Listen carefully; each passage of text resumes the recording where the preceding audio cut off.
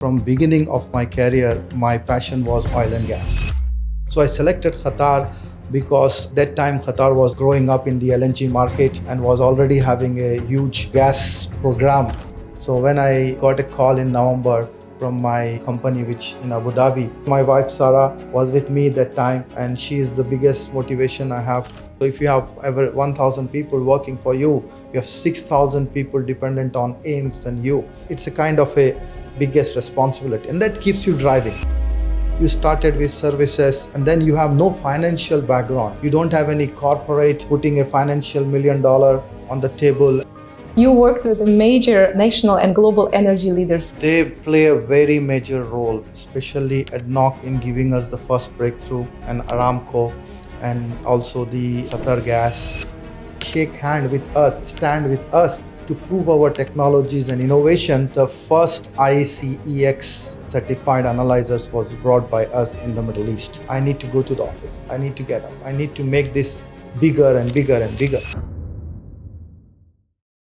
Mr. Zaheer, when you look at yourself today, it's a very impressive journey. But every successful story has its beginning. Please bring us back at the very beginning of your journey. First of all, welcome to AIMS and thank you for joining us on this podcast. And usually, when the journey starts, you don't know what is your direction. But from beginning of my career, my passion was oil and gas. During engineering also, I selected my subjects to be instrumentation and making sure that I involve in some type of measurements. Measurement is my passion. So measurementation is the key subject we started to learn in engineering, and there were biomedical instrumentation and measurementation, and I was already having passion about measurementation. So when I went first journey initially to Qatar and we started to work, I was looking only the job which will lead to oil and gas processing and refining and all. And luckily I got that break after rejecting 4 or 5 general jobs, and we started to choose the jobs opportunities in the career based on your passion. So the first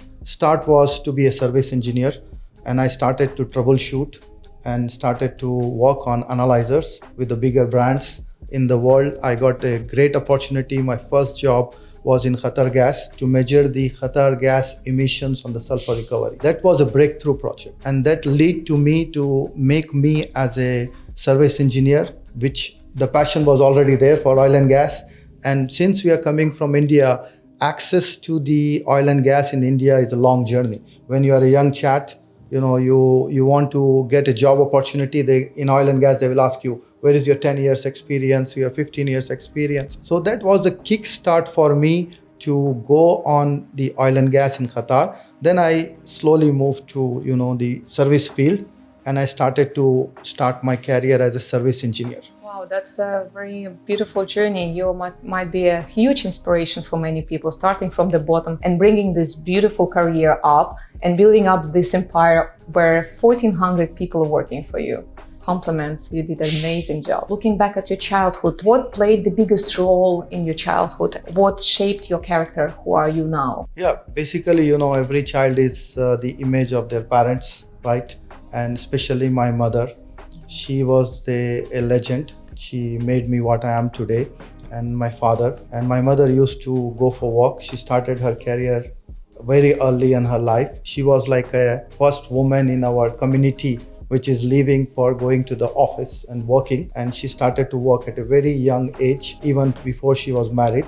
And then she got married to my father, and he was also a civil servant. He was working in the electricity department in the civil services. We saw our parents going to the work from morning 8 a.m. and coming back in the evening, working hard to made us. So we were always thinking that, the passion they have, it was not just about survival, families in India, it takes time to grow up, but it was also a motivation for us. My mother going to the office, my father going away from us for a week and coming back on the weekends. Those type of lessons put in your mind, especially the age of between 8 to 15, that's your golden years, right? And your parents, as a key thing. So the beginning in my childhood was already created in the mind that you don't have a resting life. And they used to live life for others. My mother used to have a source for other people also. And my father was a legend in terms of giving resources to the others. So that was the childhood, foundation from the parents, and all credit goes to them and their parents. And that's how, the journey is continuing. Sharing is caring. They Sharing taught is you, caring, yeah. yes, and It's also the sharing big- with community is caring because you're a Yes. great leader which takes care of every employee. What I've just seen here around, it's amazing. So taking care of the friends, neighbors, relatives is from the childhood. It's not like just you So started. basic settings, Yes, right? yes. And also the motivation and wish to achieve goals and be successful also was built up in you by your parents. Yes. Lovely. Eventually, you moved to Qatar. What led you to move? What actually made you this decision? Yeah, as I mentioned you earlier, opportunities when you are a young engineer, especially in instrumentation in India, and if you want to go to an oil and gas, there is no chance. They will not allow a young man after engineering to do it. So I selected Qatar because that time Qatar was growing up in the LNG market and was already having a huge, gas program which is going on. So some of the friends say, okay, you are an engineer, we will give you a visit visa for 3 months, come in and search for a job. That was the thing which we did. And the passion for oil and gas led us to go to Qatar and not to stay in India and look for some other type of opportunities. During this career build up, at which point did you have this kick that it was specific moment what made you to feel that's the major point of your career? Yeah, I still remember. I think every November it gives me a memory. I think it was 17th November, and November is always a challenging month for me. And we were talking about the stars and zodiac and all. It never worked for me. So when I got a call in November from my company, which in Abu Dhabi, to move from Qatar, they saw my work in Qatar, and they say we want to hire you. So I moved in November to Abu Dhabi in almost, I think, 1999 end or 2000, something like that. And that was the trigger moment for me to go. Now we were coming from a Qatar, which was a great country for in terms of gas, but now we were moving to Abu Dhabi, which is the giant.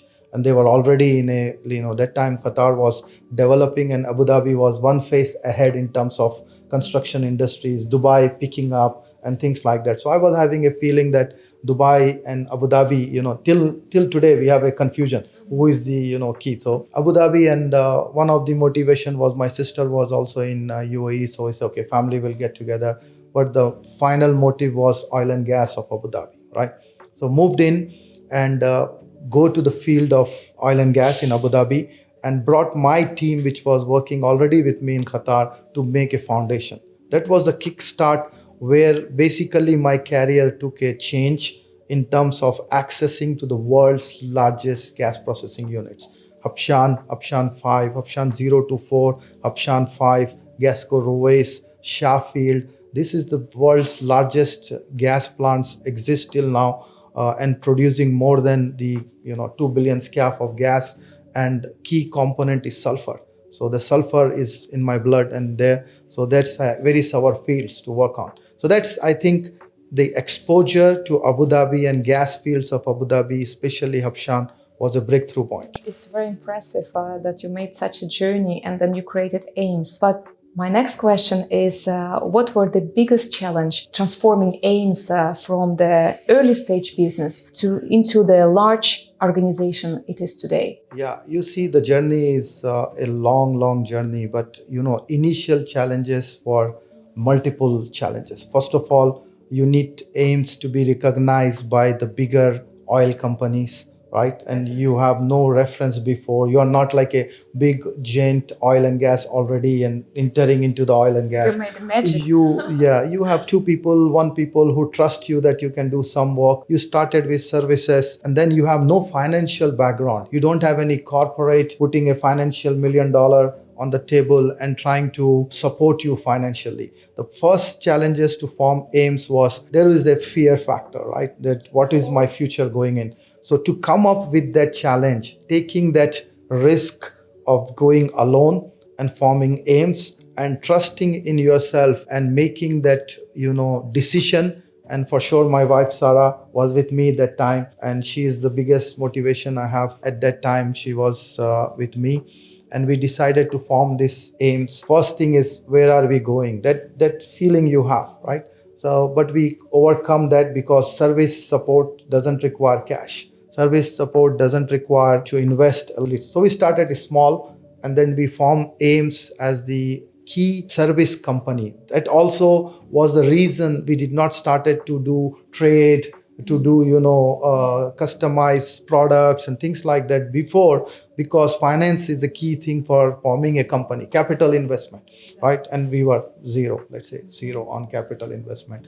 So that's the key thing, biggest challenge I feel we faced that time when forming AIMS. As the company grew, how did the expansion happen? What did you feel personally while this expansion of your company was happening and growing more and more? And you went maybe even beyond your boundaries. Yeah, so the basic thing is, as I mentioned you, service will give you access to the infrastructures. Service will only the backbone for visiting to the oil and gas locations. When you are with the customer, when you are close to the customer, you know the heartbeat of your customer. You know what is going on in their mind, right? Sitting away from the customer and facing the customer in the field and seeing their day-to-day challenges was the key point, right? So when we have this relation built, we know their problems in the field in front of them.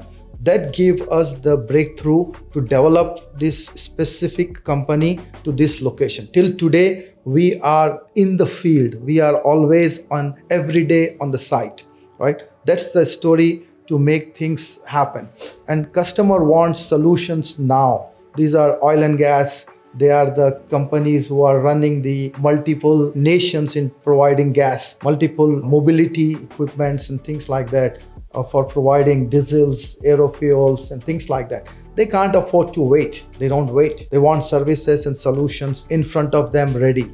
That's the key point here for the AIMS, that we are with our customer at ground with them. And looking back at 18 years ago, how do you see the industry grew together with you, and how you also had an impact on this industry in general? So initially 18 years before, and now we are talking about era of AI, digitization, everything changes. You have a direct flight with Airbus 380 from one location to another location. If you imagine, I still have some friends who landed with no runway in Abu Dhabi and having only a sand runway. At that time they used to tell us the stories, especially my previous boss. And it's a very, very big change, but I am very, very thankful, and I'm very, what can I say, appreciative of the opcos, Aramco, ADNOC, okay, Qatar Gas, PDO, and those customer, including Shell. Those people have at that time imagined what will be the necessity for the countries in terms of development. They started to bring the tools that time so that the industry will be ready to cope up for coming 30, 40 years. Whatever it calls as a new technology, it calls as a joint ventures. If these big opcos went with very big people like Shell Corporation with ADNOC, OMB Corporation with ADNOC, Shell Corporation with Aramco, right? The ExxonMobil Corporation with Aramco. Those technology transfers 18 years before was seen as a partnership for future.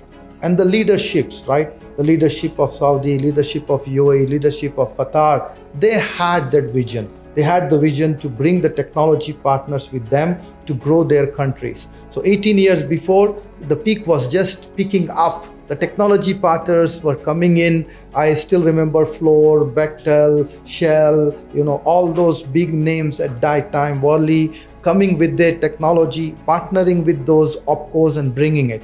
So 18 years before, it was like a kickstart for the technologies to be focused locally. Now, we are part of in-country value, we are part of development, and we are at this stage where each opcos are getting independent and bringing their own patents, own technologies. You see, Saudi Aramco have their research center, ADNOC have their research center, Qatar has their own resources for research. And this reached to that point where slowly the dependability on the external technologies are becoming in-house. Now, after all these years, what keeps you going every day? It's people, my people who are around me, and their trust.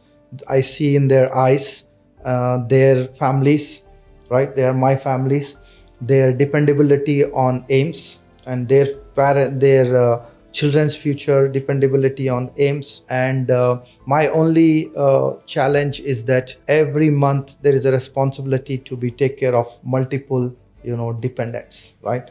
It's a passion. It's a passion to keep the company growing and keep every individual who trusts me to have the same trust with us for long term, right? It's big family. Big family. I was one time doing a gathering for my safety, and I asked everyone how many people in each of them family. So one guy say, okay, I live with my mother, father, and I have 2 kids. So I say 6 people are dependent, and average 6 people dependent. So if you have ever 1,000 people working for you, you have 6,000 people dependent on aims and you. So it's a kind of a biggest responsibility, and that keeps you driving. The people, when we go on, like you walk with me at the back, we see in their eyes, we see the trust they have in me and my family and my company. That makes me, okay, I need to go to the office, I need to get up, I need to make this bigger and bigger and bigger. Wonderful. You have such a huge family, 1,400 employees, and then another 5,000-6,000 of family members. Correct. You worked with major national and global energy leaders such as ADNOC, Saudi Aramco, KNPC, and Qatar Energy. How did this partnership went, and how did they shape your company's direction? They play a very major role, especially ADNOC in giving us the first breakthrough, and Aramco, and also the Qatar Gas and Qatar companies, and then came later the Omanis and the Kuwaitis, which we went a little later on that. Their contribution in trusting us. What happens is when you bring a change in an oil and gas sector, it takes time, right? Our company and my passion is innovation. I bring them always a new technology, new innovation every day. The partnership with them, only trust is on AIMS, is that AIMS is an innovative company. AIMS bring innovative solutions, right? So they take us on the board. We gave multiple demos to Aramco, to ADNOC, where we did not let them pay us unless we proved the concept. So proof of concept, providing innovative solutions to make sure their industries, their profitability, their requirement of technology growth is meeting. It made us different than other companies in this industry. And ADNOC, Aramco plays a vital role. Without them, we will not be able to reach what we are here, especially when they gave us access to their critical infrastructure and shake hand with us, stand with us to prove our technologies and innovation to make this story success. And we follow their safety systems, safety policies, we follow their quality policy, we follow their standards. Especially some standards in Aramco are very unique, some requirements they have is very unique. ADNOC being the oldest giant here in the Middle East, their procedures and the quality requirements are different. It gives our company a strength in developing using those standards and safety methodologies to grow with them. So most of the standards we follow is from them. You're also an exclusive partner of Shell in Middle East. How did this partnership influence on your company? Shell is the world's largest company and huge. They invest a lot in technology, research. I've been to their facilities. I was shocked to see the amount of investment they do on the people, on their research centers, and keep in technology as part of their image. Shell is a huge. And we are only a small portion representing for Shell, not everything in Shell, because Shell is huge. We are working for their catalyst and technology division to provide the catalyst and the technology for refining and gas processing plants. And this is a privilege to have, right? Following the Shell standards, working with Shell is not a, like say, easy path. We have to be in their system to be their partner. And Shell taught us how to be completely compliant to all the work we do. Compliance is the key for Shell, and we are the key, partner of Shell. And for us, the first thing for keeping Shell relation and Shell thing is to be 100% compliant to all the quality compliant to the working ethics of the people. We learn from them how to keep all the people happy, how to keep the individual known to the hazards of every job they do, what are the safety challenges we face. And Shell being a partner is it's a kind of a safe approach to be the world giant, to learn from them their system, their quality, their compliance system, and technology is what we do. So our relation with Shell is, again, like I mentioned you, providing the right technology to the end user. Since we are always with the end user, since we are always present in the refineries, gas plants, we know the pain. So we are just connecting two dots. The problem changes which is happening in the refining, and their new requirements of crude compatibility, and gas wells changes, they want to explore more gas, and then Shell comes in with in the as a technology provider who has the resources, who has the technology. We connect the dots. Once you describe that your company is shadow to your partners, what does this mean? Basically, each opcos, we are very, very, very, very, very minor small company, right? Imagine ADNOC, imagine Aramco, imagine Qatar Gas, imagine PDO. They have their vision, right? And when we are with them, we are following their vision. We are following ADNOC vision of in-country value. We are following Saudi vision of Activa. We are following the Qatar vision of in-country value and technology development. We are following Oman vision of Omanization and making the Omanis compatible for technology. This vision has to be working. If we don't stand with them and follow their vision, okay, you will not succeed. So we are shadow to those companies because we want to follow their vision. We want to follow their strategies. There is 2030 emission strategies. There is different strategies for country developments and independent of CO2 and all. Those strategies are vital for the future. And now at NOC with the AI implementation, if you miss the journey, you will miss everything which is coming in future. So that's why a shadow is an example that we are just following where they go, like our shadow follow us. And you often also say that your customers, they deserve real credit for your growth. How did they become partners? How did they become a platform for innovation and scale? I will tell you, we have maintenance contracts. As I mentioned you, we have more than 1,000 people stationed at site, correct? How do we reach that? We reach that with the trust the customers has given us, and now they are allowing us to be in their plant. And it's not only now, but this is the repeated maintenance contracts extension and technology extension for years. So last 3 contracts for the presence on site for analyzer maintenance, for the shutdown works, like the operation support, fire and gas. These are a consistent, continuous opportunities. Recently, we are working on Aramco to provide the support for their sites. This gives the stability in our company that I'm having contracts which were there before, and the same bigger companies like Aramco and NOC come back to you and repeat that contract, right? So the credit is not mine, the credit is theirs. They trust in us and they grow us with them, and they trust us to follow their policies, they follow their safety procedures,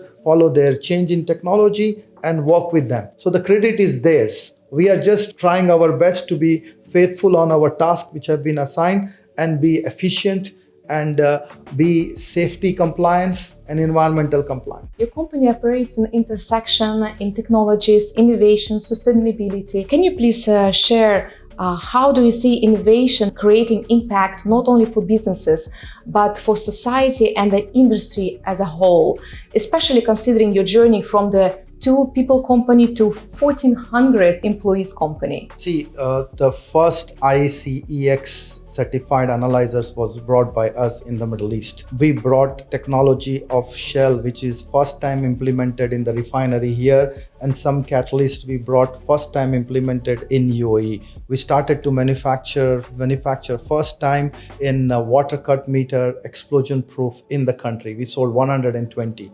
We brought first laser analyzer, laser supplied by an OEM and we made an explosion proof ICX local analyzer in the country. We brought a special heat tracing system, bolt on tracing system, for fixing up all the problems of sulfur in the sulfur recovery unit plants. We started to manufacture our first steam traps which are coming up. So we diversify our complete organization in making innovation as our representation, right? Previously, all the organizations here are agents of some company which is extremely, old companies, and they don't just be trading, just bring the components and sell it here, right? Nobody was trying to make in-country solutions, right? That's where the innovation counts. The customers are looking for you to bring solutions which are available next door to them. They're not looking for solution available far the sea and away from your hand to capture them. So first is the trust of localization, and the innovative products we are doing should be compatible and should be a long-term solution, right? So what happens when we are doing this? The customer starts to like, the customer starts to come closer to you, customer starts to give you more opportunities, customer starts to provide you trust that you continue with us because you are a good partner in terms of innovation, right? So what happened then? We take the job creation. It becomes a part of our journey that we bring Emiratis with our organization. We bring Omanis in Oman with our organization. We have 48% Saudiization in Saudi. We have 52 Emiratis working with us.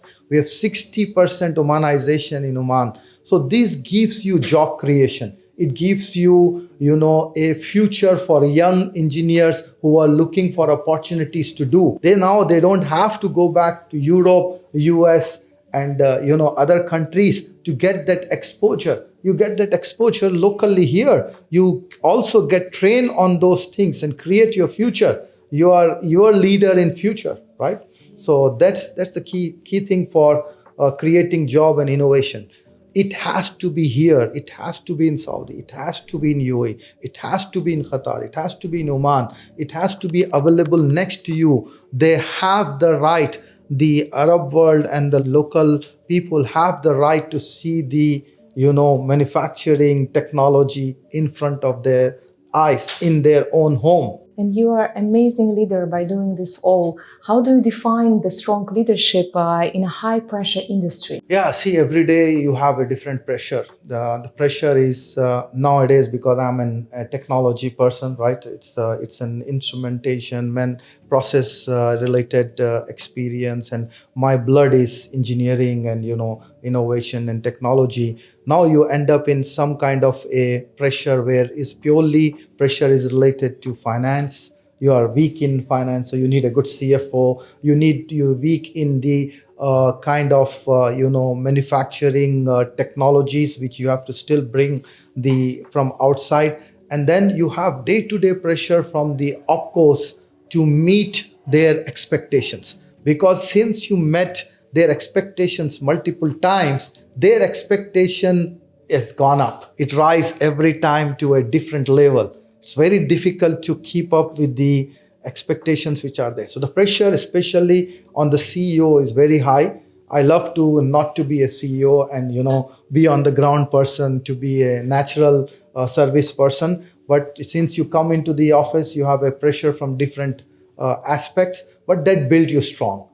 And now I have faced enough pressures. When it comes, I take it as a normal day-to-day work. So that's it. How do safety and sustainability shape the way of your company, which operates and delivers industrial solutions? So as I mentioned you before, right? Safety is a part of your journey. It's no compromise on the safety aspect, right? If your safety is not in your culture of your company, you go nowhere. One day you will stop. So 18 years of successful, growth is just because you are safety conscious. Your HSE policies are strong. You are following the policies which are meant to be commanding you, not you command safety, right? Safety commands you. It runs on that.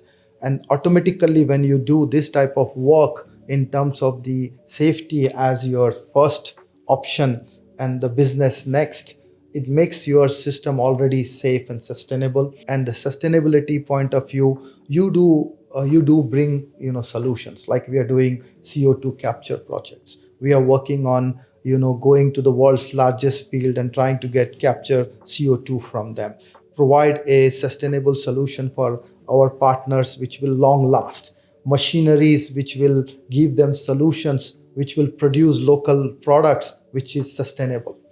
That's the vision and that's the future. What measurable impact do you want to leave with your work behind for industry and for the society? See, my you know take on the impact to the society will be technology and solution which will long last.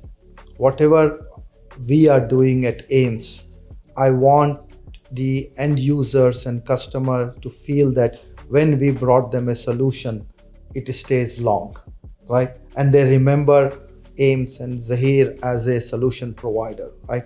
It's not like just one time solution and then they have to find something else later.